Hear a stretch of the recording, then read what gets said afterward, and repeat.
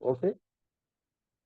ఇవి విన్న తర్వాత జయ గ్రంథరాజ్ శ్రీమద్ భాగవతం की जय, श्री श्री राधा रमन लाल की जय, जगन्नाथ बलदेव सुभद्रा महारानी की जय, गौर नित्याय भगवान की जय, जगत गुरु श्रील ప్రభుపాद की जय, श्री श्रीपाद गुरु महाराज की जय, సమవేత భక్త బృంద की जय. ఈ రోజు ఓకే. ఈ రోజు ఎప్పుడు నేను చెప్పా భాగవతానికి ముందు, ఈ రోజు అంతసేపు క్లాస్ తీసుకోవాల్సి వచ్చిందంటే దేహము స్థితి, జీవుని స్థితి, ఆత్మస్థితి. మనం దేహ స్థితిలో జీవిస్తున్నామా, ఆత్మస్థితిలో జీవిస్తున్నామా అనేది అర్థం చేసుకోండి. నేను ఆత్మస్థితిలో జీవిస్తే ఈ జీవితాన్ని నేను సార్థకత చేసుకున్నట్టు, దేహము స్థితిలో జీవిస్తే 80 లక్షల జన్మలను ఏదైతే నేను అనుభవించానో నథింగ్ బట్, ఏ శ్లోకం చెప్తారది? నేను కూడా ఒక జంతువులాగా జీవిస్తున్నాను, కానీ నేను జంతువునా? కాదు, మానవుణ్ణి. సో మరి మానవుడిలాగా జీవించాలంటే ఏ శ్లోకం? మహాభారతంలో ఎప్పుడు శ్లోకం కోట్ చేస్తాం కదా, ఏ శ్లోకం అది? మానవుడి యొక్క నిజస్థితి. చాలా మంది మానవుడు అన్నప్పుడు దేహాన్ని పోల్చుకొని మానవుడిగా జీవిస్తున్నాడు, కానీ అలా కాకుండా ఈరోజు మనం తెలుసుకుందాం మన యొక్క నిజస్థితి ఏంటి అనేది. శ్రీమద్ భాగవతము తృతీయ స్కందము 23వ అధ్యాయము దేవహుతి పరితాపము 43, 44 రెండు శ్లోకాల ద్వారా తెలుసుకుందాం. ప్రేక్షయిత్వా భువో గోళం పత్న్యయావాన్ స్వసంస్థయా బాహ్వశ్చర్యం మహాయోగి స్వాశ్రమాయ న్యవర్తత. 44వ శ్లోకం. విభజ్య నవదాత్మానం మానవీం సురతోత్సుకాం రామాం నిరమయన్ రేమే వర్షపూగాన్ ముహార్తవత్. తాత్పర్యం భాష్యం శ్రీల ప్రభుపాదులు రచించారు. ఓం అజ్ఞానతిమిరాంధస్య జ్ఞానాంజనశలాకయ చక్షురున్మిలితం యేన తస్మై శ్రీ గురవే నమః. నమో విష్ణుపాదాయ కృష్ణప్రేష్ఠాయ భూతలే శ్రీమతే భక్తి వేదాంత స్వామినితి నామినే.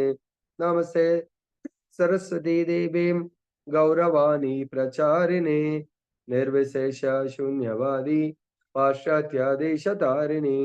జయ శ్రీకృష్ణ చైతన్య ప్రభు నిత్యానంద శ్రీ అద్వైత గదాధర శ్రీవాసది గౌరభక్త బృంద. హరే కృష్ణ కృష్ణ కృష్ణ హరే హరే, హరే రామ రామ రామ హరే హరే. जय बोलो ग्रंथराज श्रीमद् भागवतम की जय, श्री श्री राधा रमन लाल की जय, राधा माधव की जय, సమవేత భక్త బృంద की जय. సో ఈరోజు మన యొక్క సబ్జెక్ట్ చాలా అద్భుతంగా ఉంది. మానవుడి అంటే ప్రతి జీవి యొక్క నిజ స్థితి. సో ఇక్కడ రెండు రకాలుగా మన భావన ఉంది. దేహాత్మ భావన, తర్వాత ఆత్మ భావన. ఆత్మ భావనని బ్రహ్మభూత స్థితి, దేహాత్మ స్థితి. ఇదే ఆత్మకు దేహం అనే స్థితి, ఆత్మకు ఆత్మ అనే స్థితి. ఆత్మని మనము దేహంగా భావించడము, తర్వాత ఆత్మని ఆత్మగా భావించడం. ఆత్మగా భావించేదాన్ని బ్రహ్మభూత స్థితి, ఆత్మని దేహంగా భావించేదాన్ని దేహాత్మ స్థితి. దేహంగా దేహాత్మ బుద్ధి. సో ఇక్కడ దేహముగా భావిస్తే ఇతర దేహాలనే ప్రేమిస్తాం. ఇతర దేహం ఏం కోరుకుంటే వాళ్ళ కొరకే, ఆ దేహం కొరకే పనిచేస్తాం. ప్లస్ ఎందుకు? నేను ఈ ఆత్మ నా కొరకు పని చేయట్లేదు. ఎందుకు? ఈ శరీరం నన్ను పని చేయించట్లేదు. ఎందుకు? ఈ శరీరము కోఆపరేట్ చేస్తేనే నేను ముందుకు వెళ్ళగలుగుతాను. అంటే నా యొక్క ఆధ్యాత్మిక ప్రయాణంలో ముందుకు వెళ్ళగలుగుతాను. కానీ ఈ దేహము నాకు శత్రువులాగా వర్తిస్తుంది. ఎందుకు? నన్ను ముందుకు వెళ్ళనీయట్లేదు. సపోజ్ ఎగ్జాంపుల్ మన సినిమాల్లో చూస్తా ఉంటాం. ఎవరైనా మంచివాడు పాపం నేరం పడ్డదనుకోండి, ఆయనకి శిక్ష నిరూపణై జైల్లో శిక్ష అనుభవిస్తా ఉంటాడు. ఎవరి వల్ల? ఆయన తోటి ఎవరినైతే పాపం ఆయనని తప్పుడు మార్గంలో తీసుకెళ్ళి తెలియకుండా శిక్షను అనుభవింపజేస్తున్నారో వాళ్ళు ఎంబటే ఉంటారు వాళ్ళు అదే దాంట్లో. అప్పుడు ఈయన మీద ఎక్కువ శిక్ష పడకుండా చాలా షార్ట్ పీరియడ్ బయటకు వెళ్ళాల్సి వచ్చిందనుకోండి. అప్పుడు వాళ్ళు ప్లాన్ చేసి ఏం చేస్తారు? అరే! వీడు ఎళ్ళిపోతే ఎట్లా మనకు? వీడు ఉండాలా. వీడి మీద కసితో వీడితోనింకా చెడు పని చేయించి అక్కడ ఆ జైల్‌లో కూడా సినిమాలో చూయిస్తాడు. నిజంగా అయితే మనం చూడలేదు. అప్పుడు వీడితో ఇంకేదో పని చేయించి ఆ శిక్షని ఎక్స్‌టెండ్ అయ్యేటట్టు చేస్తా ఉంటారు. అది వాళ్ళు గూడా అక్కడ శిక్ష అనుభవించాలి అనుకునేవాళ్ళు. లేదంటే చెప్తారు, అందరం కలిసి బెయిల్ మీద ఎళ్దాం. నువ్వు మాతోనే ఉండాలా? మేము చేసే పనుల్లో ఇన్వాల్వ్ అయితే నీ మీద ఇంకా నేరాలు లేకుండా చూస్తాం అని. అదే సపోజ్ ఇద్దరి మంచి వాళ్ళు అనుకోకుండా తెలియకుండా యాక్సిడెంట్ అయింది. శిక్ష పడ్డదనుకుందాం. ఇద్దరు గూడా మంచివాళ్ళు. ఆ ఇద్దరు గూడా ఆ శిక్షను అనుభవిస్తూ చాలా బాధలో ఉన్నారు. అరే! ఎందుకు మనం మంచి హ్యాపీ ఇద్దరు ఫ్యామిలీస్ ఉన్నారు. మంచి జీవితం పోయి ఇలా అయిపోయింది. మన జీవితం ఇట్లా అయిపోయింది. వీలైనంత త్వరగా జైలర్ ఎలా చెప్తే అలా, జైల్‌లో ఉన్న సిబ్బంది ఎలా చెప్తే అలా నడుచుకొని వీలైనంత త్వరగా రావడానికి ప్రయత్నం చేస్తారు. అలానే ఈ దేహము ఇద్దరు ఫ్రెండ్స్ అన్నట్టు. ఆత్మ, దేహం ఫ్రెండ్స్ అయితేనేమో సో, ఇద్దరు రిలీవ్ అవ్వడానికి జూస్తారు బయటకి రావడానికి. అంటే సపోజ్ ఒక ఫ్రెండు తనకు నేరం తెలియకుండా ఆయన ఎక్కువ శిక్ష పడ్డది. ఆయనకు 10 సంవత్సరాలు పడ్డది. ఈయనకు 1 ఇయర్ పడ్డది. ఒక 0 తక్కువ. అప్పుడు ఆయన ద బెస్ట్ ఫ్రెండ్ అరే! నాకైతే ఎట్లాగో తప్పించుకోలేకపోతున్నాను. నువ్వన్నా వెళ్ళు. సో, నీ అదృష్టం బావుంది అని జెప్పేసి పంపిస్తాడు. బెస్ట్ ఫ్రెండ్ కాబట్టి మేలు కోరుకునేవాడు. అలాగే మన బెస్ట్ ఫ్రెండ్ ఈ దేహం మనకు బెస్ట్ ఫ్రెండ్. దేహం అంటే మనస్సు. మన బెస్ట్ ఫ్రెండ్ అయితే మనని నిజంగా ఈ యొక్క భౌతిక ప్రపంచం యొక్క సంసార సాగరం మనకు హ్మ్. జన్మ, మృత్యు, జరా, వ్యాధి, దుఃఖ, దోషాను దర్శనం. ఈ యొక్క సంసార సాగరం అంటారు. ఈ భౌతిక ప్రపంచాన్ని. ఇది జైలుతో పోలుస్తారు. హాస్పిటల్‌తో పోలుస్తారు. హాస్పిటల్ నుంచి కూడా మనం అడ్మిట్ అవుతాము ఆరోగ్యం బాలేక. వీలైనంత త్వరగా రిలీజ్ అవ్వడానికి అక్కడి నుంచి డిశ్చార్జ్ అవ్వడానికి చూస్తా ఉంటాం. జైల్‌లో అనుకోకుండా ఏదో శిక్ష పడితే వీలైనంత త్వరగా రిలీజ్ అవ్వడానికి చూస్తా ఉంటాం. మంచి ఫ్రెండ్ అయితే మనల్ని కూడా పంపించడానికి చేస్తాడు. బయటకు వెళ్లి ఇంక ఇటువంటి నేరం చేయకుండా ప్రయత్నం చేయమని మనకు బోధన చేస్తాడు. అదేవిధంగా ఈ దేహము 24 అంశములతో కూడుకున్నటువంటి దేహము, 11 ఇంద్రియాలతో కూడుకున్నటువంటి ఈ దేహాన్ని బెస్ట్ ఫ్రెండ్‌గా మార్చుకోండి. ఫస్ట్ నేను అనే ఆత్మ. అప్పుడు ఈ దేహము నాకు ఈ చెవులు నాకు కోఆపరేట్ చేయాలా, శ్రవణం చేయాలా. ఈ కళ్ళు నాకు కోఆపరేట్ చేయాలా, భగవద్ దర్శనం. చాలా మంది వింటారు. కానీ ఎంతమంది భగవంతుడి యొక్క రాధారమణి యొక్క దివ్య మంగళ దర్శనాన్ని చూస్తున్నారో నాకు తెలీదు. ఎవ్రీ డే భగవంతుడి యొక్క దర్శనం. మరి మనం విన్నాము. మరి విని మన కళ్ళు భగవంతుడి యొక్క అటాచ్ అవ్వాలి. ఆ దివ్యమంగళ దర్శనం రమణ్ దర్శనం, రాధా శ్యామ్ సుందరుడి యొక్క దర్శనం. మరి మనం ఇందాక రాధామాత చెప్పినట్టుగా చార్ధాం వెళ్తున్నాం. ప్రతి టెంపుల్‌కి వెళ్లి మీరు వెళ్ళండి నేను రూమ్‌లో పడుకుంటా. ఎందుకు జర రెస్ట్ తీసుకుంటాను అలసిపోయినా గదా! Is it okay? చార్ధాం దర్శనం ఎందుకెళ్తారు? బస్‌లలో తిరిగి హాయిగా అక్కడ హోటల్‌లో పడుకొని భోజనం చేయడానికా? దేని కొరకు ముఖ్యంగా? దేని కొరకెళ్ళాలక్కడ? తపోభూమి, భగవద్ దర్శనము, భక్తుల దర్శనము, భక్తుల సాంగత్యం కొరకు అక్కడ వెళ్ళాలము. అప్పుడు దాని యొక్క సంపూర్ణ ఫలితం ఉంటుంది. సో, కాబట్టి ఇక్కడ ఈ దేహము ది బెస్ట్ ఫ్రెండ్‌గా మనం తయారు చేసుకోవాలి. ఇప్పుడు మీరందరూ తల్లులు బిడ్డని నవమాసాలు మోసి, కని, పెంచుతా ఉంటారు. మీ బిడ్డని మీకు శత్రువుగా అవ్వడం ఎంతమంది ఇష్టపడతారు? ఎవరు ఇష్టపడరు. అదేవిధంగా ప్రహ్లాదుడు హిరణ్యకశిపుకు ప్రహ్లాదుడిని శత్రువుగా భావిస్తాడు. ఎందుకు? హిరణ్యకశిపు మాట వినట్లేదు. ఇందాక సబ్జెక్ట్ వచ్చింది. వాళ్ళ భర్తకిష్టం లేదు. ప్రహ్లాదుడు చేసేది హిరణ్యకశిపుకి ఇష్టం లేదు. మానేసాడా? మానేయలేదు. అని ఆయనకు విరోధి గాలేదు. శత్రువు గాలేదు. హిరణ్యకశిపు ప్రహ్లాదుని శత్రువుగా భావించాడు. కానీ ప్రహ్లాదుడు ఏ రోజు తన తండ్రిని శత్రువుగా భావించలేదు. అది భక్తుడి యొక్క లక్షణము. అభక్తుడు అసురుడి యొక్క లక్షణము. రాక్షసుడి యొక్క లక్షణము తన మాట వినని వాళ్ళందరూ గూడా శత్రువులుగా భావిస్తా ఉంటాడు. అయినా ప్రేమతోని రెస్పెక్ట్ జేస్తూ తన భక్తిని మాత్రం ఆయన తను జేసుకోవడం గాదు ప్రచారం జేశాడు. అందుగురించి ఆయన మహాజనులలో ఒక్కడు. ఈరోజు గూడా మనం ప్రహ్లాదుడి యొక్క నామాన్ని ఆ నరసింహస్వామి యొక్క ప్రేయర్స్‌లో ప్రహ్లాదుని యొక్క నామంతో కలిపి జేస్తాం. సో, కాబట్టి మన యొక్క నిజ స్థితి ఈ భౌతిక ప్రపంచంలో బద్ధజీవిగా జన్మించామంటేనే మనము దేహ సుఖం కొరకే జన్మిస్తాము. కానీ భాగవతము, భగవద్గీత, మన ఆధ్యాత్మిక ఆచార్యులు మనం నడుస్తున్న మార్గము ముళ్ళ బాట, పూల బాట గాదు. దేహాత్మ బుద్ధి అంటే అన్ని ముళ్ళు గుచ్చుతా ఉంటాయి. కానీ ఆ ముళ్ళు కొన్ని ఏం చేస్తాయంటే ఇమ్మీడియేట్‌గా ముళ్ళు గుచ్చి రక్తమొస్తది. కొన్ని ఇమ్మీడియేట్‌గా ఇలా ముళ్ళు గుచ్చి పీకేసి రక్తమొస్తే ఓకే. చాలా పర్వాలేదు కొంచెం బాధ. కానీ ఏ ముల్లైతే కుచ్చి ఇరిగిపోతుందో లోపలనే అది చాలా డేంజర్. ఓవర్ ఎ పీరియడ్ మన కాలిని, మన శరీరాన్ని సెప్టిక్ అయి నాశనం చేస్తుంది.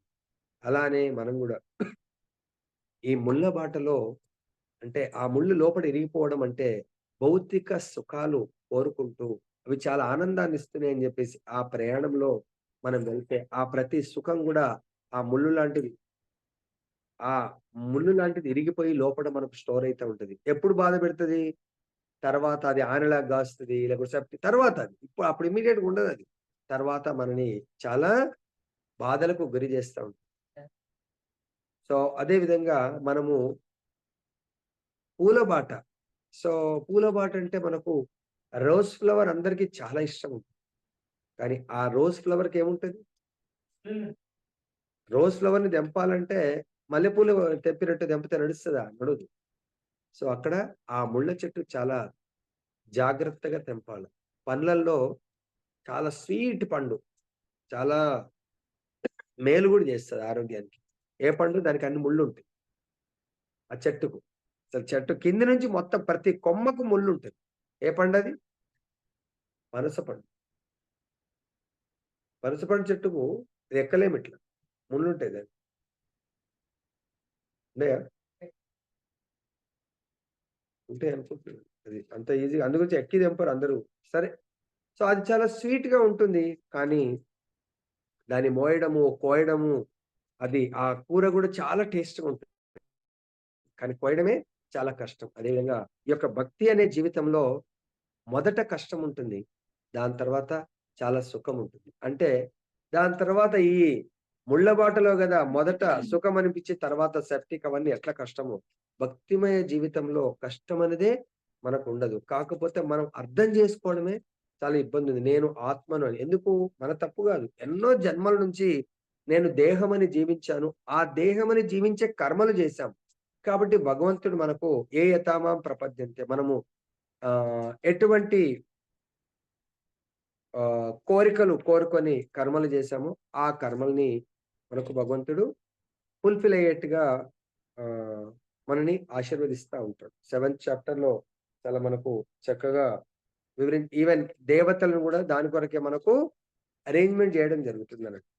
సెవెంత్ చాప్టర్‌లో ఇదొక శ్లోకంలో ఉంది. 7.18 సంథింగ్ సంథింగ్.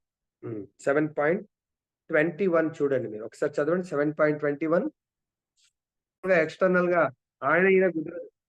ఆమె కోరికలు, ఆమె లైఫు, ఆమె కర్మలు తీసుకొని వచ్చింది. కర్మ ఫలాలను అనుభవించడానికి. నాకు ఆమెకు కొన్ని కర్మలు మ్యాచ్ అవ్వడానికి. అంటే నేను ఆమెకు సేవ జేయడానికి, ఆమె నాకు సేవ జేయడానికి కొరకు రుణానుబంధాన్ని తీర్చుకోవడానికి ఇక్కడికొచ్చాం. రుణాన్ని పెంచుకోవడానికి గాదు. అట్ ది సేమ్ టైమ్ తెలుసుకోవాలి మనం. నా యొక్క జీవిత యొక్క లక్ష్యమేంటి? అది తెలుసుకోక మా ఆయనకి ఇష్టం లేదు, మా ఆయనకి ఇష్టం ఉంది. ఇంకేదో కాదు ఇక్కడ. కాబట్టి మీరొక్కసారి సిన్సియర్‌గా పరమాత్మని కోరుకోండి అంటున్నాడు. పరమాత్మని మీరేది కోరితే అది నెరవేరుస్తానంటున్నాడు భగవంతుడు. సపోజ్ నాకు పలానా దుర్గాదేవి గావాలా, నాకు చాలా నా నాలుకకు నాన్ వెజ్ ఇష్టమంటే సరే కాళీమాత దగ్గరికి పంపిస్తాంట. పో నా దగ్గర ఆ సేవ నడవదు. ఎందుకంటే కాళీమాత నా యొక్క శక్తే కాబట్టి పో నువ్వు అక్కడ వెళ్లి ఆ భక్తులతో కలిసిపో అంటాడు. ఇంకా ఏ విధంగా కోరుకుంటే ఆ విధంగా. భగవంతుడు అంటాం, "స్వామి నాకు నిద్ర దేవతను ప్రసాదించు. నేను హాయిగా 7 గంటల దాకా లేవకూడదు. నన్నెవరు లేపొద్దు." అలా ఒక భక్తుడు కోరుకున్నాడంట. దేవతలకు చాలా ఆయన రాక్షసులతో యుద్ధం చేసి దేవతలను గెలిపిస్తాడు. చాలా మంచి భక్తుడు. కానీ ఆ సందర్భంలో చాలా అలసిపోయాడాయన. "ఏం కోరిక గావాలా మీకు? కోరుకోండి మేము నీ కోరిక నెరవేరుస్తాం." అన్నాడు. రాయ ఆయన పేరు. కృష్ణుని పేరు. ప్రతి యాక్టివిటీకి అదే గర్గముని చెప్తాడండి. సో, యశోదమాత నా కొడుకు నామకరణం చెయ్యంటే, "ఏం నామం జేయాలమ్మా? ఈయన ప్రతి కర్మకు ఒక పేరొస్తది. అనంతమైన పేర్లున్నాయి. అరే మరి అనంత పేరులో నేను ఎట్లా పిలుచుకోవాలా స్వామి? మరి ఏదో ఏదో ఒక పేరు, మంచి పేరు పెట్టు. ఆయనకు ఒక్క పేరు లేదు, ఎన్నో సహస్రనామాలు లేదు. సరే అందులో చెప్తున్నాను, ఈయన ప్రతి ఒక్కరిని ఆకర్షిస్తాడు కాబట్టి కృష్ణ అని పిలుచుకో అని చెప్పేసి. కానీ చెప్పాడు అప్పుడే, ఈయన ప్రతిరోజు ఏదైతే యాక్టివిటీ చేస్తాడో యాక్టివిటీస్ బట్టి ఆయన పేర్లు వస్తా ఉంటాయని, అన్ని పేర్లతో పిలుస్తా ఉంటారు అని చెప్పేసి చెప్పడం జరిగింది. కాబట్టి మనకిక్కడ ఈ శ్లోకాల ద్వారా, 2 శ్లోకాల ద్వారా మన నిజ స్థితిని తెలుసుకోండి. నిజ స్థితి ఏంటి? జీవుడి యొక్క నిజ స్థితి జీవేర స్వరూపహయ కృష్ణేర నిత్యదాస్. జీవుడి యొక్క స్వరూపము నిత్య కృష్ణదాస్. మరి నిత్య కృష్ణదాస్ అది బైహార్ట్ చేసి చెప్తున్నాం. What is the quality? నిత్య కృష్ణదాస్ యొక్క గుణం ఏంటి? ఆ గుణాలు ఏమన్నా నేను ఈ జార్జ్ హారిసన్ కీర్తన బంద్ చేసి, అంటే నేను అప్పుడంతా కూడా రాక్ సాంగ్స్, ఆయన అప్పుడు ఫేమస్. తర్వాత కాలంలో మళ్ళీ మైకేల్ జాక్సన్ వచ్చిండు. అప్పుడు ఆయన 1970s లో చాలా ఫేమస్ అయ్యాడు. అదంతా వదిలేసి నేను మీ దగ్గర వచ్చి మీ పాద సేవ, మీ బట్టలు ఉతికే సేవ, మీకు డ్రైవింగ్, ఇంకేది మీరేది చెప్తే అది చేస్తా అంటారు. ఇప్పుడు మీరు కదా డాక్టర్, మీరు వదిలేయాల్సిన అవసరం లేదు మన వృత్తి. ప్రభుపాద అన్నాడు, లేదు లేదు అందరు ఇక్కడ వస్తే నేను ప్రచారం ఎలా అవుతుంది? ప్రచారంలో డబ్బులు కావాలా? ప్రచారంలో బుక్స్ ప్రచారం చేయాలా? ప్రచారంలో ఎంతో మంది వస్తే వాళ్ళకు ప్రసాదం ఉండాలా? ప్రతి దానికే ఫైనాన్షియల్ మ్యాటర్ కావాలి. ఇక్కడ వచ్చే వాళ్ళందరూ ఎవరు కూడా డబ్బులు సంబంధం లేదు. డబ్బులు చిన్న చిన్న పిల్లలు వస్తా ఉన్నారు, ఎవరి దగ్గర డబ్బులు లేదు. మీ దగ్గర ఆల్రెడీ లక్ష్మి ఉంది. You do some service with that. నువ్వు ఏదైతే కంప్లీట్ గా నీ విద్యుక్త ధర్మాన్ని చేస్తూ దాని ద్వారా లక్ష్మిని భగవంతుడికి ఖర్చు పెట్టు. ఎటువంటి భోగాలను ఆశించకు. నీ లక్ష్మి ఇప్పుడు ఇంతకాలం నీ కొరకు అనుకున్నావు, నీకొచ్చే ప్రతి డబ్బు కూడా భగవత్ సేవకు పెట్టు, భగవత్ ప్రచారం. గురుగారు ఇప్పుడు నా దగ్గర డబ్బు లేకపోతే నేను ఏం చేయగలుగుతాను? ఎంతో మంది వస్తున్నారు, వాళ్ళకి ప్రసాదం పెట్టాలా, ఎంతో మంది ప్రోగ్రామ్ చేయాలా, రథయాత్ర చేయాలా. ప్రభుపాద్ ఫస్ట్ రథయాత్ర అమెరికాలోనే చేశాడు, పెద్ద ఎత్తున చేశారు. సో ఆ విధంగా మన దగ్గర ఉన్న ప్రతి దాన్ని కూడా భగవత్ సేవకు ఉపయోగించవచ్చు. అప్పుడు ఆయనకు చెప్పారు, మరి ఈ సాంగ్స్ పాడాలనిపిస్తలేదంటే హరే కృష్ణ మంత్రాన్ని నీ రాక్ ఆ స్టైల్లో పాడు అంటే, ఆయన నిజంగానే గురువు గారి ఆదేశం ప్రకారం ఆ స్టైల్లో పాడితే, ఆయన అప్పటి వరకు పాడిన అన్ని కలిపితే ఎంతనో అంత మొత్తం ప్రపంచం అంతా కూడా చాలా ఫేమస్ అయిపోయిందంటే ఎంతో డబ్బులు వచ్చింది. దాంతోనే ఆయన ప్రభుపాద్ మొత్తం ఆ వచ్చింది మొత్తం ప్రభుపాద్ ఇచ్చేసినట్టే. ప్రభుపాది మొత్తం మీరే యూజ్ చేయండి. అది నిజమైనటువంటి భక్తియుక్త సేవ. ఆయనకు భగవంతుడు ఇచ్చిన కళని తన గురువు గారికి దానం ఇచ్చేస్తే, గురువు గారు లండన్ లో పెద్ద భక్తి వేదాంత మేనర్, అప్పట్లోనే ఇంపాసిబుల్ అది మామూలుగా, అటువంటి భక్తి వేదాంత మేనర్ కొనిచ్చేసి ఇప్పటికి కూడా ఉంది. అలా ఎన్నో టెంపుల్స్ అమెరికాలో, అట్లాంటాలో పెద్ద గోల్డెన్ టెంపుల్, అలా పెద్ద పెద్ద అన్ని కూడా నిర్మించడం జరిగింది. సో కాబట్టి మనము ఇందాకేమో జీవేర స్వరూపాయి నిత్య మన నిజస్థితి అట్లా మనము ఆత్మ. ఇప్పుడు ఎట్లయితే మన బిడ్డల కొరకు మనం అహర్నిశలు ఆలోచిస్తాం, కష్టపడతాం, వాళ్ళ కొరకు డబ్బులు సంపాదించి సేవ్ చేస్తాం, వాళ్ళ అకౌంట్ ఇస్తామో, అది ఈ దేహం యొక్క రుణము తీర్చుకోవడానికే. కానీ నిజంగా నేను ఆ భగవంతుడితో సంబంధము, విడిపోయినటువంటి సంబంధాన్ని చాలా స్ట్రాంగ్ గా పెట్టుకోవాలి. నేను భగవద్ధామి ఒకే లైఫ్ లో వెళ్ళాలి అనుకుంటే మాత్రం దయచేసి ఇప్పటి నుంచన్నా సంపూర్ణంగా భగవంతుడికి శరణాగతి. అంటే మన దగ్గర ఏమున్నా తన్ మన్ ధన్, సో మన యొక్క మనకేమంటారు ఆ మనస వాచ కర్మన సంపూర్ణంగా భగవంతుడి కొరకు చేయడానికి ప్రయత్నం చేయండి. అది దేవుడి యొక్క నిజ స్థితి. మాట్లాడితే భగవంతుడి గురించి మాట్లాడండి. అంటే జపం చేయండి, కీర్తన చేయండి, ఎవరికన్నా కోర్స్ మన డ్యూటీ కాకుండా మిగతా ఏమైనా మాట్లాడుతున్నామంటే భగవంతుడి కొరకు మాట్లాడండి. ఫ్యామిలీతో గానీ, బయట వాళ్ళతో గానీ, వాళ్ళు లైక్ చేసినా లైక్ చేయకున్నా ఓకే. ఇప్పుడు సపోజ్ మాట్లాడడం అంటే ఫోన్ చేస్తాం, హరే కృష్ణ. మనం మాట్లాడినా, వాళ్ళ ఫోన్ వచ్చినా హరే కృష్ణ, ఎవరితో సంబోధించినా హరే కృష్ణ.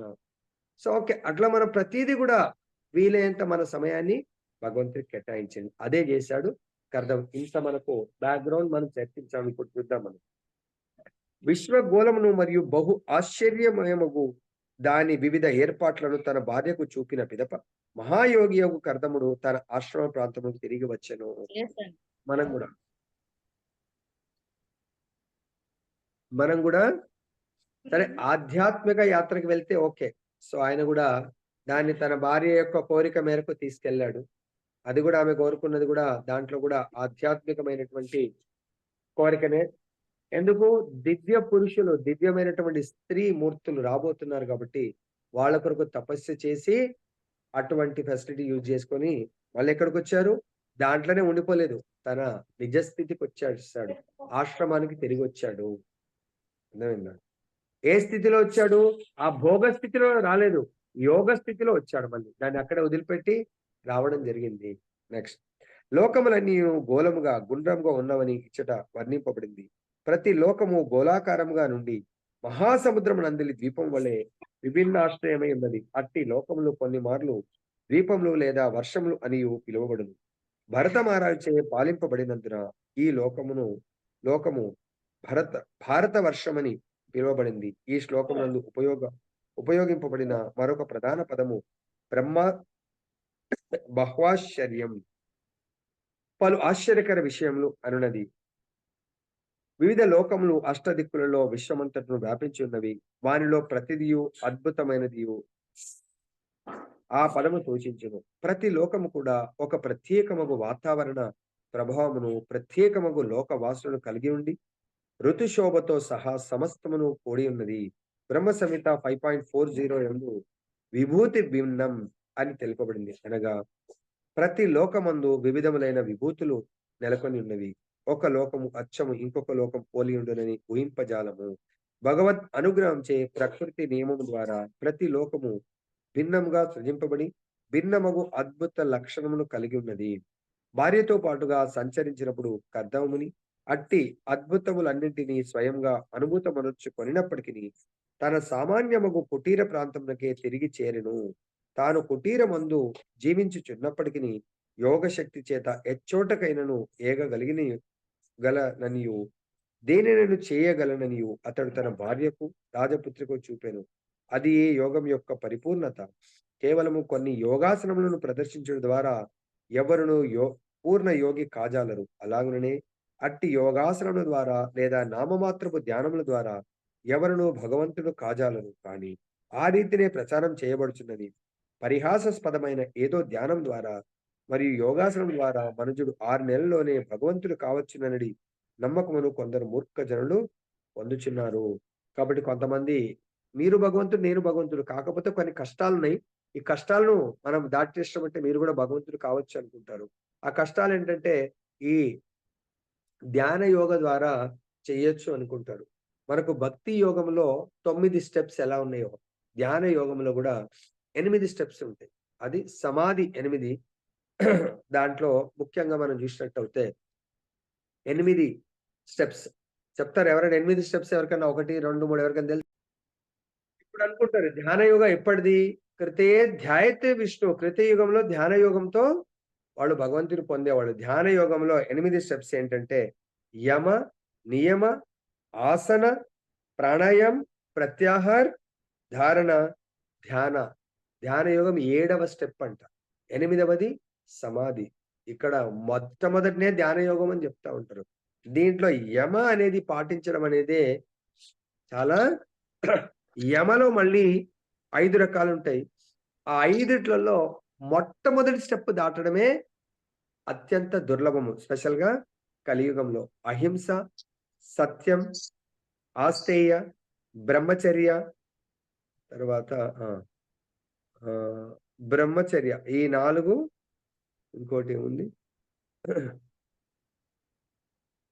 బ్రహ్మచర్య తర్వాత ఇంకోటేదో ఉంది. ఓకే. మొట్టమొదటిది అహింస అంటే ఫస్ట్ ఈ ధ్యాన యోగం చేయాలంటే ఎలా అయితే బుద్ధుడు, బుద్ధుడు బయటకు వెళ్ళిన తర్వాత ఆయన ఆ పట్టణంలో చూస్తూ ఒకరు మరణించి రోదిస్తా ఉంటే ఇంకొచ్చి ఎన్నో రకాలుగా వాళ్ళు బాధలు అనుభవిస్తా ఉన్నారు. అరే! ఇదేంటి ఇలా జరుగుతా ఉంది? ఎందుకిలా రోదిస్తా ఉన్నారు? అని ఆయన మనసు చలించిపోయి ధ్యాన యోగ చేయడానికి వెళ్ళిపోతాడు. కాబట్టి ఇక్కడ హింస అన్నప్పుడు, అహింస అన్నప్పుడు ఎవ్వరిని గూడా ఈవెన్ మనసుతో, వాక్కుతో, కర్మలతో హింసించకూడదు.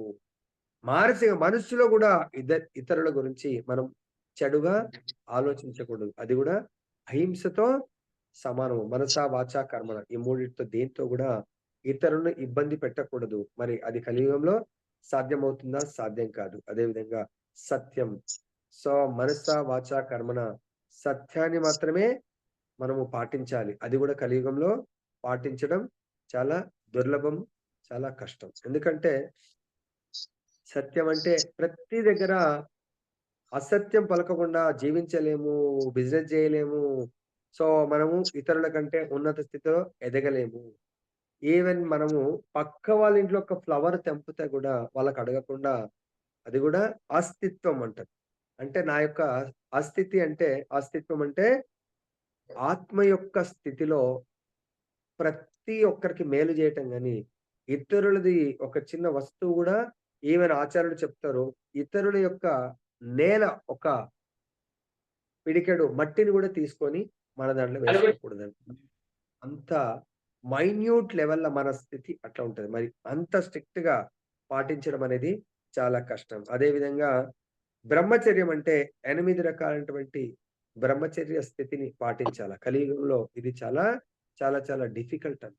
కాబట్టి మీరు మొదటి స్టెప్పే మనం ముందుకు వెళ్ళని వాడు, ఇంకా ధ్యాన యోగంలో ధ్యాన యోగులు ఏదో పిరమిడ్ అది ఇది పెట్టుకొని ధ్యానంలో కూర్చుంటే ఇంకా ఎక్కడెక్కడో మనసు పరిగెడతా ఉంటది. అదే ధ్యానం అనుకుంటాం. ధ్యాన యోగంలో ఆల్రెడీ మనకు చెప్పారు. భూమి గూడా చాలా గుంత లోతుగా ఉండొద్దు. ఎత్తైన ప్రదేశంగా ఉండదు. సమతుల్యంగా ఉండాలా. ప్లస్ ఈ భౌతిక పొల్యూషన్స్ ఉండొద్దు. మరి ప్రతి ఒక్కళ్ళు పోయి హిమాలయస్‌లో వెళ్లి ధ్యానం చేస్తారా? చేయలేరు. ఇంట్లో కూర్చుండి ధ్యానం ఎక్కడ చేస్తారండి? బ్రహ్మచర్యం. వైఫ్‌తో ఉంటారు, పిల్లలతో ఉంటారు. నేను ధ్యాన యోగి అంటారు. ఎక్కడ ధ్యాన యోగి? ఇవన్నీ మస్ట్ పాటించడం. కాబట్టి కర్దమముని ఇంత వెళ్ళొచ్చి భోగాలను అనుభవించినా గూడా ఆయన మొత్తం ప్రతి లోకాన్ని జూయించాడు. ఒక్కొక్క లోకం దాని యొక్క గుణము వేరేలాగా ఉంటది. అక్కడున్న వ్యక్తులు వేరేలాగున్నారు. వాళ్ళ సాంప్రదాయాలు వేరేలాగున్నాయి. ఎట్లయితే భారతదేశంలో ప్రతి స్టేట్‌లో వాళ్ళు ఈవెన్ వాళ్ళ యొక్క దేహ లక్షణాలు గూడా వేరేలాగుంటాయి. ఫిజికల్ అపియరెన్స్ కూడా వేరేలాగుంటది. వాళ్ళ భాష వేరేలాగుంటది. వాళ్ళ యొక్క కల్చర్ వేరేలాగుంటది. సో, కాబట్టి అదే విధంగా ఆ లోకాలు గూడా వేరే వేరేగా అవన్నీ గూడా చూయించడము జరిగింది. మళ్ళీ ఏం చేశాడు అన్ని భోగాలను అనుభవించి జీవుడి యొక్క నిజస్థితి, తన నిజస్థితి ఆశ్రమము, గృహస్థ భోగాలను అనుభవించేది ఆత్మస్థితి గాదు. అది దేహస్థితి. ఆమె కోరుకున్నది గాబట్టి, ఈ దేహము భోగాన్ని కోరుకున్నది ఎందుకు? సంతానం కావాలని. ఆత్మకు సంతానం అవసరం లేదు. ఈ శరీరానికి. అర్థమైందా? కాకపోతే ఆత్మ యొక్క సహాయ సహకారం లేనిది శరీరము ఏమీ చేయలేదు. సో, కాబట్టి ఆ దేవహుతి అనే ఆత్మ ఆ దేవహూతి యొక్క దేహం ద్వారా సంతానాన్ని భోగం ద్వారా కోరుకుంటుంది కాబట్టి అవి అనుభవించి మళ్ళీ లాస్ట్‌కు తన యొక్క ఆశ్రమానికి చేరుకోవడం జరిగింది. ఎవరు? అంటే తన నిజ స్థితిని మర్చిపోవద్దు. మనం బయటకు వెళ్తాం. సాయంత్రం కాగానే ఓహ్! నా నిజ స్థితి 6-7 kirtan. Yes. I have to attend. 7:00 నా నిజ స్థితి నా యొక్క దినచర్యలో నేను మస్ట్ భగవద్గీత అటెండ్ చేయాలి. ఎందుకు? అది ఏకంగా గురువుగారి అది కేవలం అర్జునుడికి భగవంతుడు చెప్పాడన్నట్టు డైరెక్ట్ మన యొక్క మైండ్‌లో కాన్షియస్ ఎలా ఉండాలి. యెస్! ఈరోజు నాకు కృష్ణుడే బోధించబోతున్నాడు. ఎట్లయితే అర్జునుడు బోధించాడో. Don't calculate with this material body. So, ఈ వాయిస్ దీంట్లో ఆత్మ గుర్తుపెట్టుకోండి ఇక్కడ ఎన్నో సార్లు చెప్తున్నాను. దీంట్లో ఆత్మ లేకుంటే నా శరీరం ఒక అక్షరం కూడా పలకలేదు. మరి ఈ ఆత్మ ఉంది గాబట్టే వాయిస్ ఈ శరీరం దగ్గర వస్తుందంటే ఆత్మ ఎవరండి? ఆత్మకు భగవంతుడికి ఈ ఈ ఆత్మ ఈ శరీరంతో పలికిస్తుంది. ఈ ఆత్మకు ఎక్కడి నుంచి లింకప్ ఉంది? ఆత్మకు పరమాత్మ నుంచి లింకప్ ఉంది. ఎందుకు? పరమాత్మ యొక్క అంశం ఇది. అంశి యొక్క అంశం. కాబట్టి మనం గుర్తుపెట్టుకోవాలా. చూస్తున్నటువంటి ఈవెన్ మీరు జెప్పినా, ఎవరు జెప్పినా మీ నుంచి ఎందుకు నేను వినాలనుకుంటున్నాను. మీ దేహం గాదు. మీరు గూడా ఆ భగవంతుడి యొక్క అంశమే గాబట్టి, సో, ఆ భగవత్ అంశం నుంచి గూడా నేను వినాలనుకుంటున్నాను. అంశి నుంచి అంశం. కాబట్టి మనం ఎప్పుడైనా గూడా ఈవినింగ్ అరెరే! భగవంతుడే మాకు చెప్తాడు ఈరోజు. ఆ ఫీలింగ్ ఎదుటి వాళ్ళకి జెప్తే వాళ్ళు మరి పరిహాసం జేస్తారని తెలీదు గానీ, యెస్ మా క్లాస్ ఈరోజు స్వయం ఆ పార్థ సారథి భగవంతుడు ఈరోజు మా క్లాస్ తీసుకోబోతున్నాడు అని మీరు అనుకోని చూడండి. అక్కడ అర్జునుడు అన్నిటిని మానేసి కేవలం భగవంతుడి దగ్గర వినడం ప్రారంభించాడు. అలానే దయచేసి ఎప్పుడైతే మీరు అర్జునుడి చైతన్యంకొస్తారో 100% భగవద్గీత 18.78 ఏదైతే అర్జునుడికి విజయము, సంపద ప్రతి ఒక్కటి శక్తి, అసాధారణ శక్తి ఎలా వచ్చాయో, మీరు కూడా ఈరోజు ప్రతిరోజు రిక్వెస్ట్ చేస్తున్నాను. ఈ రోజు నుంచి అనుకోండి. ఈవినింగ్ 7:00 భగవంతుడే మాకు భాగవతం క్లాస్ ఎవరిస్తారండి అంటే, మా బీఎస్ఎన్ఎల్‌లో ప్రభుజీ పనిచేస్తాడాయన. అలా అనుకున్నప్పుడు కథం మీరు. ఫస్ట్ మీ మనసే ఆయన క్లాస్ ఏం అటెండ్ చేస్తావు అని మీకే చెప్తుంది.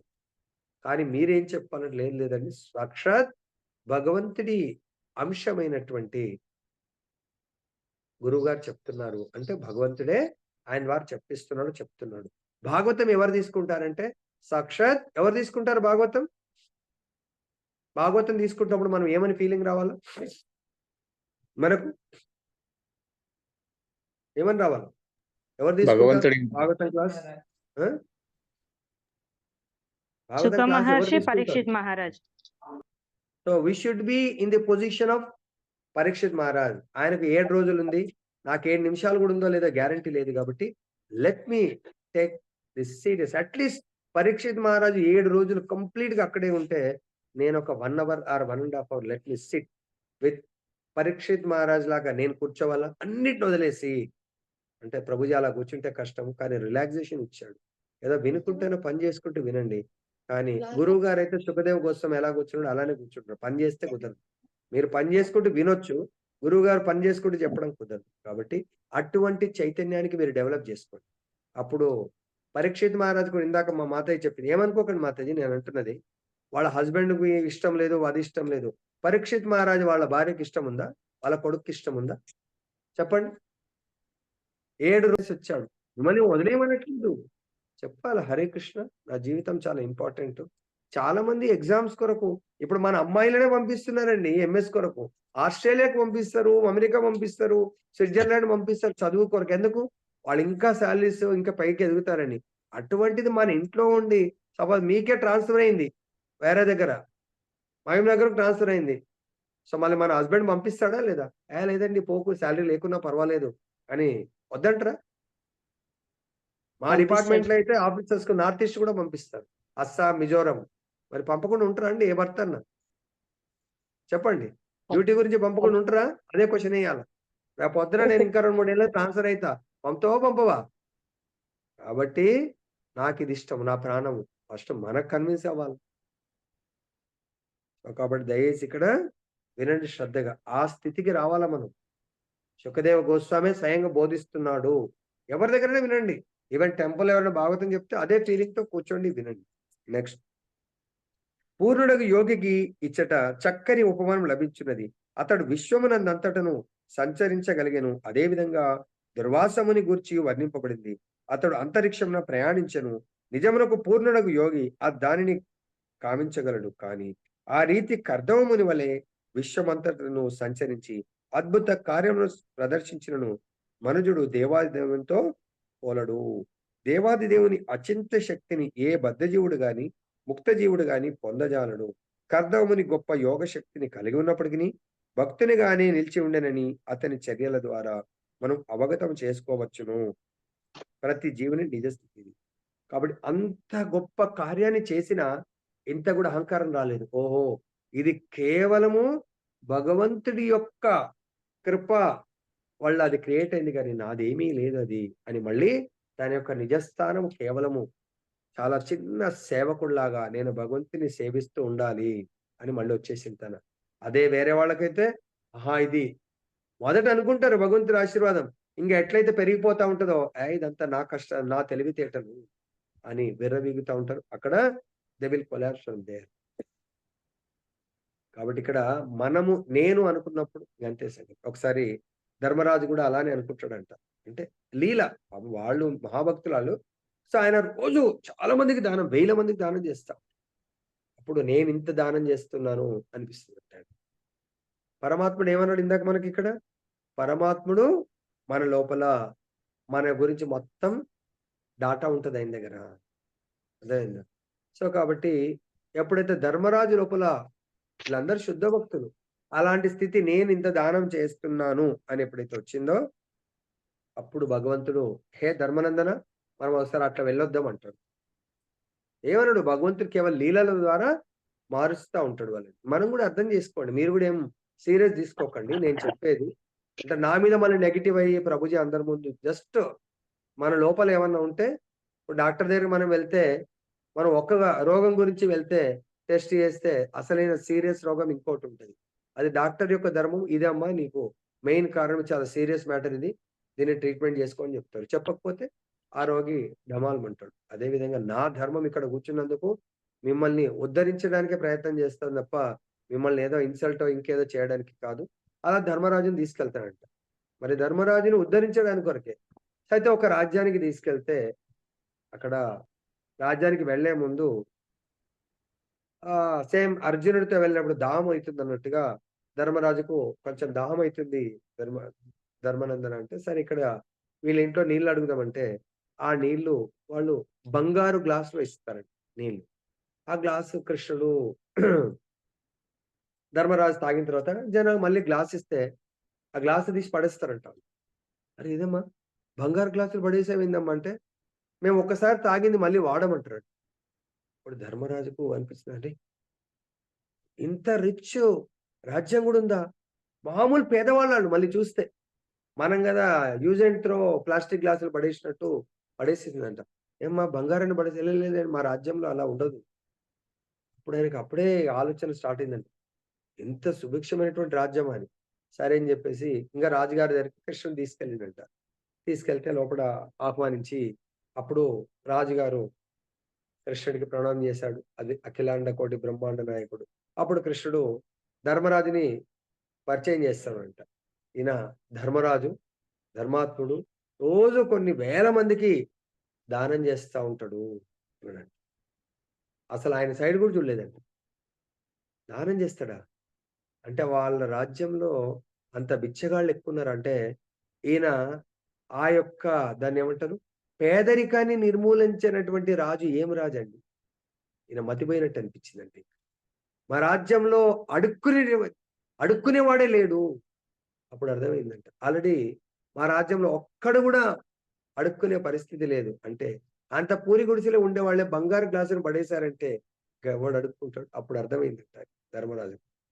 కేవలం ఇది భగవంతుడి లీల. నేను దానం చేస్తున్నాని అంటే ఆ రాజు నాకంటే ఎంత గొప్పవాడు. దానం చేయడము, తీసుకోవడం గాదు. అసలు దానము నాకెవరన్నా దానం ఇవ్వాలనుకోవడం గూడా పాపమేనండి. మనం ఎవరి దగ్గర ఎక్స్‌పెక్ట్ జేసి ఎళ్తాం గదా! సపోజ్ ఎవరైనా నాకు కట్నం పెట్టాలనుకోవడం అది చాలా ఘోరమైనటువంటిది. ఈ ధ్యాన యోగంలో మొదటిది మనం క్రాస్ చేయాలి. కాబట్టి ఇతరులు నాకేమైనా ఇవ్వాలి అనుకోని మనం ఆలోచించడం గూడా దానంత దరిద్రం ఇంకోటి లేదండి. అప్పుడు సరే అని మాట్లాడిస్తే భగవంతునికి సాష్టాంగ దండవత్ ప్రణామం జేసి, ప్రభు మీ లీలని ఎవరు గూడా అర్థం జేసుకోలేరు. నా లోపల వచ్చింది. నేనింత దానం జేస్తున్నాను.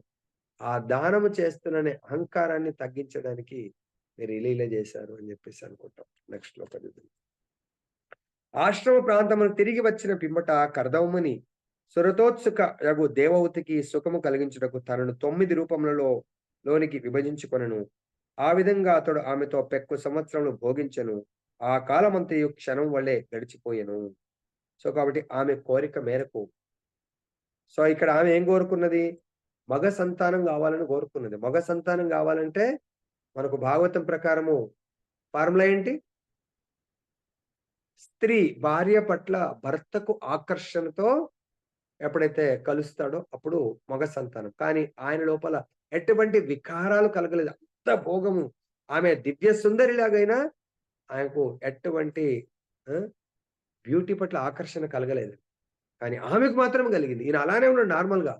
ఆమెకు ఆకర్షణ కలిగింది గాబట్టి, ఆమె కోరిక 9 రూపాల్లో నెరవేర్చాడు ఆయన. 9 రూపాల్లాగా. అంటే ధ్యాన యోగులకి ఈ విశ్వంలో హైయెస్ట్ రూపాలు శాస్త్రం చెప్తుంది చూద్దాం ముందు. స్వయంభూ మను కుమార్తెయగు దేవహూతి ఇచ్చట సురతోత్సుక అని వర్ణింపబడింది. భర్తతో పాటుగా విశ్వమంతటను మేరు పర్వత ప్రాంతములందు మరియు స్వర్గరాజ్యపు సుందరమగు ఉద్యానములందు ప్రయాణించిన పిమ్మట ఆమె సహజంగానే కామ ప్రేరేపితమయ్యెను. ఆమె మైథున వాంఛను సంతృప్తి పరచుటకు కర్దమముని 9 రూపములలోకి విస్తరించెను. ఒక రూపమునకు బదులుగా అతడు 9 రూపములుగా మారెను. ఈ రీతిని 9 రూపములో అతడు దేవహూతితో పెక్కు సంవత్సరములు రమించెను. స్త్రీ యొక్క కామవాంఛ పురుషుని కామవేగం కన్నను 9 రెట్లు అధికంగా ఉండునని తెలియచున్నది. అదే విషయం ఇచ్చట స్పష్టంగా సూచింపబడింది. లేనిచో కర్దమముని 9 రూపంలోనికి విస్తరించుటకు ఎట్టి కారణము లేదు. యోగ శక్తికి ఇది మరి ఒక ఉపమానం. దేవదేవుడగు శ్రీకృష్ణ భగవానుడు కోట్లాది రూపంలోనికి విస్తరించగలిగినట్లు యోగి సైతము 9 రూపముల వరకు విస్తరించగలడు. ఈ విషయంన సౌభరీమునిది మరి ఒక ఉపమానము కలదు. అతడు కూడా 8 రూపములోనికి విస్తరించెను. కాని విషయమేమనగా ఎంతటి శక్తిమంతుడు అగు యోగి అయినప్పటికిని 8 లేదా 9 రూపముల కన్నను అధికంగా విస్తరింపజాలడు. కానీ బ్రహ్మ సంహిత యందు తెలుపబడినట్లు ఆది పురుషుడగు శ్రీకృష్ణ భగవానుడు మాత్రము అనంత రూపంలోనికి విస్తరించగలడు. ఎటువంటి తలంపశక్తమగు శక్తి ప్రదర్శన ద్వారాను ఎవరును దేవదేవుని పోల్చజాలడు. కాబట్టి ఇక్కడ భగవంతుడు జీవుడికి 9 రూపాలు మాక్సిమం యోగ శక్తి 9 రూపాలలో విస్తరించి సో ఇతరుల కోరికలను నెరవేర్చగలరు. కానీ భగవంతుడు మాత్రం అనంత రూపాలు. ఏ శ్లోకం అది? బ్రహ్మ సంహిత అనంత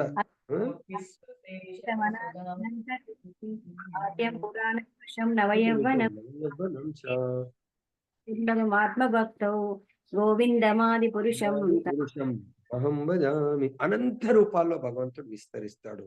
ద్వాపర యుగంలో దాంట్లో ఒక శాంపుల్ లాగా 16,108 మంది భార్యలతో ఏకకాలంలో అందరికీ ఆనందాన్ని ఇచ్చేవాడు. ఎవరు? భగవంతుడు. అందరి దగ్గర ప్రసాదం తీసుకునేవాడు. అందరి పిల్లలతో ఆయన ఏకకాలంలో వాళ్ళకి ఆనందాన్ని ఇచ్చేవాడు. ఆడుతూ వాళ్ళతో కలిసి జీవిస్తూ అలా ఉండేవాడంట భగవంతుడు. సో కాబట్టి ఇక్కడ ఒక యోగి అంటే జీవ తత్వానికి సంబంధించిన యోగికి 9 రూపాలు మాక్సిమం. సో కాబట్టి కర్దమముని ఆ మాక్సిమం స్టేజ్‌కు రీచ్ అయినా మళ్ళీ తన యొక్క నిజస్థితి కేవలము భగవంతుడి యొక్క నిత్య దాసుడిగా మాత్రమే జీవిస్తూ జీవనాన్ని గడపడం ప్రారంభించాడు. ఇది జీవుడి యొక్క మనం కూడా ఎంత ఉన్నత శిఖరాలకు వెళ్ళినా అది మన ప్రారబ్ధ కర్మ యొక్క ఫలము. కానీ నిజంగా మన స్థితి మాత్రం కేవలము జీవేర స్వరూపహయ కృష్ణేర నిత్యదాస్. మనం భౌతికంగా డబ్బులు ఉండొచ్చు, పొజిషన్ ఉండొచ్చు, పదవులు ఉండొచ్చు, ఇవన్నీ కూడా ప్రారబ్ధ కర్మ ఫలాలు. కానీ వాటిని చూసి నాకు అహంకారం వచ్చిందంటే ఇంకా నేను ఈ యొక్క సంసార సాగరంలో పడి మునిగిపోయినట్టే. కాబట్టి దాన్ని గుర్తుపెట్టుకొని ఈ శ్లోకాన్ని కర్దముని అంత అయితే ఎవ్వరూ అంత సృష్టించలేరు. ఈవెన్ విశ్వామిత్రుడే అన్ని 60,000 సంవత్సరాలు తపస్సు అంత గొప్ప కార్యాన్ని చేయలేకపోయాడు. కానీ కర్దముని విశ్వామిత్రుడేమో యోగి ఆయన, ధ్యాన యోగి. కానీ కర్దమునేమో భక్తి యోగి. ధ్యాన భక్తి రెండు కూడా అవసరమైనప్పుడు ధ్యాన యోగం ద్వారా ఆయన ఆ తన భార్య కోరిక నెరవేర్చడానికి ఒక సృష్టిని సృష్టించాడు, ఆనందమయ సృష్టిని. తర్వాత అవన్నిటిని వదిలేసి నార్మల్ స్థితికి రావడం జరిగింది. మనం కూడా దయచేసి ఇంట్లోంచి బయటకు వెళ్ళినప్పుడు ఎంత పెద్ద పొజిషన్ అని ఉండని అక్కడ అలాగే యాక్ట్ చేయండి. ఇంటికి రాగానే నార్మల్ భగవంతు యొక్క దాసుడిలాగా, సత్సంగ్ వెళ్ళిన నార్మల్ నిజస్థితి. నేను సో చాలా చైతన్య మహాప్రభు కదా కాశీ వెళ్ళినప్పుడు బ్రాహ్మణులందరూ పిలిస్తే, సన్యాసులు పిలిస్తే అక్కడ చాలా మలినంతో కూడుకున్నటువంటి నేను అనుకుంటాను ఆ చెప్పులు అందరూ వదిలేసిన దగ్గర అక్కడ కూర్చుంటాడు చైతన్య మహాప్రభు. లోయెస్ట్ పర్సన్, ఒక grass blade of the grass అంటే అటువంటి స్థితిలో వినయంతో కూర్చుంటాడు అక్కడ. మనం కూడా అటువంటి స్థితికి ప్రమోట్ అవ్వాలని కోరుకుంటూ నేను ముగిస్తున్నాను. జయ బలో గ్రంథరాజ్ శ్రీమద్ భాగవతం की जय, श्री श्री राधा रमन लाल की जय, जगन्नाथ बलदेव सुभद्रा महारानी की जय, गौर निताई भगवान की जय, जगत गुरु श्री प्रभुपाद की जय, समावेत भक्त वृंद की जय।